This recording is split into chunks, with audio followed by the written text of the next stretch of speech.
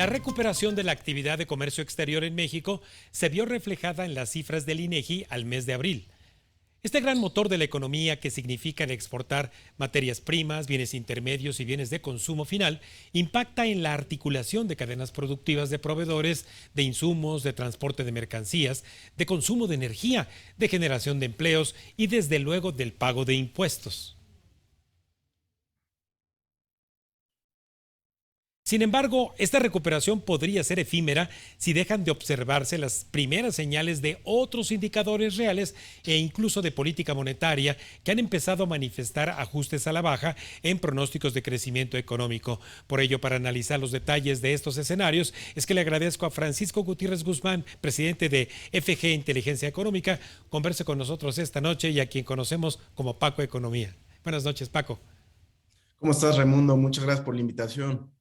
Te agradezco mucho y bueno, pues amigo mío, nadie como tú para llevar este seguimiento cotidiano, este gran motor de la economía que es el comercio exterior, está tomando ya fuerza para estar bien calientito o de repente tendremos por ahí nuevamente picos en importaciones y exportaciones. ¿Y por qué, Paco? Sí, Raimundo, mira, el sector externo es prácticamente el único que comenzó a crecer de una manera importante después de la pandemia en nuestro país. Y esto se debió básicamente a que la política económica en los Estados Unidos se manejó relativamente bien, con política monetaria de baja en tasas y abaratamiento del crédito, disponibilidad de liquidez, y con política fiscal que transfirió recursos de deuda del gobierno hacia las familias, de manera que esa economía continuó caminando y recuperó el crecimiento en cuestión de meses. Incluso, llevan ya más de 8 o 9 meses con un crecimiento real por encima de los niveles prepandemia. Esa es la economía de Estados Unidos. Sí. Y eso hace que demanden nuestras exportaciones desde los meses siguientes a la que surgió la epidemia. Comenzó a crecer nuestras exportaciones a los Estados Unidos, toda vez que esa economía pues volvió a demandar bienes de consumo y bienes intermedios mexicanos para su producción y venta en los Estados Unidos. Así es que el comercio exterior mexicano se reactivó conforme fue creciendo la economía de Estados Unidos y se ha permanecido pues ya por más de un año.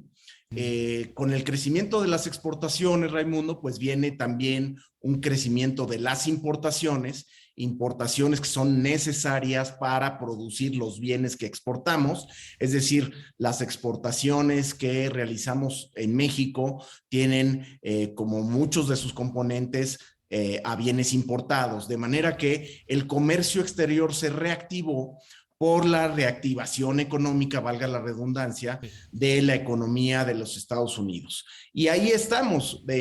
Digamos que a estas alturas las exportaciones tienen un crecimiento del orden del 17% en términos anuales acumulados, es decir, lo que va del año contra el mismo periodo del año anterior, y las importaciones tienen un crecimiento del 22.1% también anual acumulado. Esto partiendo de una base de déficit que teníamos pequeño el año pasado. Bueno, pues lo que estamos observando es un crecimiento del déficit, es decir, que las importaciones son mayores y crecen más que las exportaciones. Y bueno, pues el déficit acumula ya más de 6,000 millones de dólares en lo que va del año. No es muy grande, no es muy preocupante por ahora. Y bueno, pues es una señal de que la economía, en lo que son sus cuentas externas y más allá de las remesas, sí en la actividad económica exportadora e importadora, está creciendo. Son los únicos sectores de la economía realmente que habían venido creciendo hasta ahora. Reitero, las remesas, gracias al empleo en los Estados Unidos, y las exportaciones y consecuentemente las importaciones gracias a la reactivación económica estadounidense. Paco, entonces en este escenario que nos pones de la activación en la economía norteamericana, a pesar de los ajustes de política monetaria y por parte de México, obviamente con el efecto arrastre que tenemos con este sector exportador, ¿crees que esto dé como para crecer cada trimestre de los que faltan en México al 1.1 para llegar a alcanzar siquiera el 2% de crecimiento en el PIB en México este año? Mira, por sí solo no alcanzaría para ese crecimiento, Raimundo. Es decir, solo el sector externo no es suficiente como para tener una tasa de crecimiento más allá del 0.8, 0.9, quizás 1%.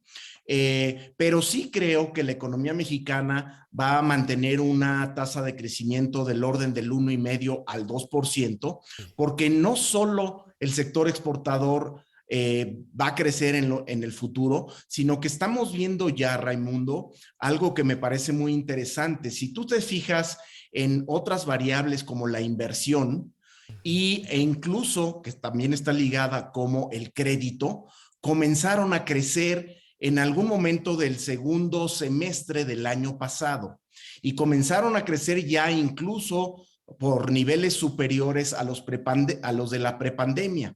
¿Qué está pasando? Mira, en mi opinión, tiene que ver con el resultado electoral del 2021, en donde el partido del gobierno Morena no obtuvo mayoría calificada. A partir de ese entonces vemos muy claramente cómo la inversión recuperó cierta confianza en que pues no habría modificaciones constitucionales en el resto del sexenio e incluso el crédito bancario ha venido creciendo. Crece ya 8% en términos reales y está creciendo todos sus rubros, el consumo, la vivienda, pero sobre todo el crédito a las empresas, que está relacionado con la inversión.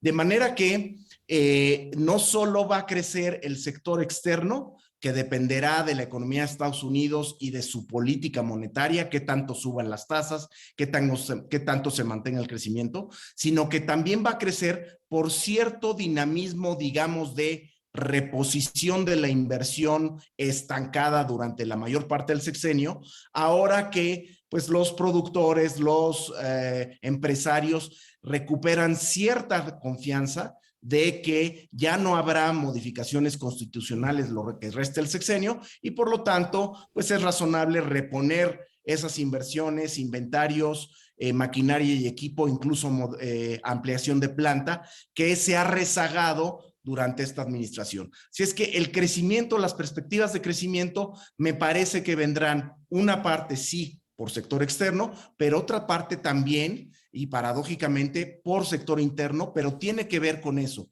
con que se recupera cierta confianza de que no existan ya modificaciones constitucionales en lo que resta de esta administración.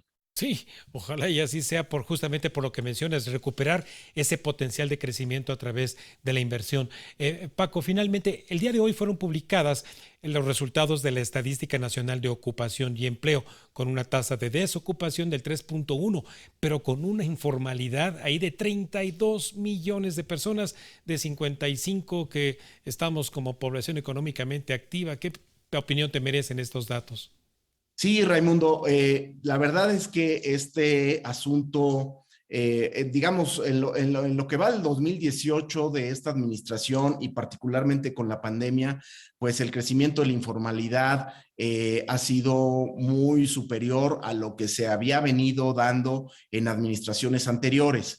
Y bueno, si bien después de la pandemia en donde la tasa de desocupación pasó de niveles del 3.8 a niveles del 5.5 y ha regresado al 3%, yo invito al auditorio y a todos los analistas a observar más bien la tasa de subocupación, que es un mejor estimador del desempleo. Es decir, la subocupación son personas que o no están ocupadas o que tienen una ocupación parcial y desde ese punto de vista no es un empleo formal.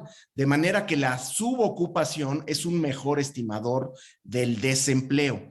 Y esa tasa pasó de niveles del 7.4 antes de la epidemia a casi el 30% en lo peor de la epidemia y está regresando a niveles del 8.4%. Ciertamente ha mejorado, pero todavía sigue arriba de los niveles de prepandemia. Lo que está ocurriendo, Raimundo, es que con la reapertura del sector servicios, comercio, restaurantes y hoteles, con esta reapertura por el control de la epidemia con la vacuna, pues se están recuperando ocupaciones sobre todo, pero desde luego sigue siendo muy, muy dramático el hecho de que alrededor del 30-35% de la economía sigue en la informalidad.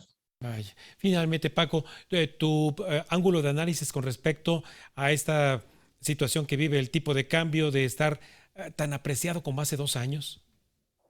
Sí, mira, lo que estamos viendo es una apreciación de flujos, sí. Es decir, que en la balanza de pagos, la cuenta corriente tiene un pequeño déficit que proviene de un déficit comercial, pero un superávit en las remesas. El resto de las cuentas pues son relativamente menores y un pequeño superávit en la cuenta de capital que sobre todo se da por el renglón de endeudamiento. Es decir, cada vez que un mexicano o una empresa mexicana se endeuda con el exterior, esa deuda entra como capital en la cuenta de capital. Así es que no es tanto que la inversión extranjera esté aumentando como que la deuda de empresas en México está aumentando. Y bueno, eso es lo que está haciendo hasta ahora que las reservas internacionales crezcan y desde ese punto de vista exista un exceso de dólares en la economía que aprecia el tipo de cambio por flujos. Sin embargo, Raimundo, pues se ve muy claramente un deterioro cualitativo en la economía, en las finanzas públicas. Las finanzas públicas son las más improductivas de la historia. Y bueno, pues ni qué hablar, ni qué decir del Estado de Derecho y otras cuestiones que determinan un mayor riesgo país. Y desde ese punto de vista, pues es muy peligroso porque sí. El superávit que estamos viendo, la acumulación de reservas, tiene que ver con el endeudamiento externo, cuando se está dando un deterioro en pues el Estado de Derecho y la utilización de las finanzas públicas, la productividad de las finanzas públicas, sí. De manera que es un cóctel verdaderamente peligroso que digamos, de voltearse, de reconocerse, pues llevaría al tipo de cambio rápidamente a niveles, pues yo creo, superiores a los 22 pesos por dólar. Así es que es un tipo de cambio apreciado, pero desde luego no es un peso fuerte lo que tenemos. Claro, qué buena aclaración. Y sobre todo, bueno, pues yo recomiendo que a quienes están pensando en llevar a cabo procesos de planeación estratégica, aquí tienen ustedes a uno de los mejores especialistas en México en materia de planeación estratégica. Muchísimas gracias, Paco, como siempre, te agradezco. Te agradezco tus comentarios, Raimundo, y te agradezco la invitación. Muy buenas noches. Gracias, buenas noches, Paco. Bueno, pues usted acaba de escuchar en Cuentas Claras lo que ocurre con el motor económico de nuestro comercio exterior, el empleo y otras variables vinculantes, en la voz de Francisco Gutiérrez, Paco Economía. Vamos a un último corte y al regresar, ¿cuáles son los mecanismos de protección al ahorro en sociedades cooperativas?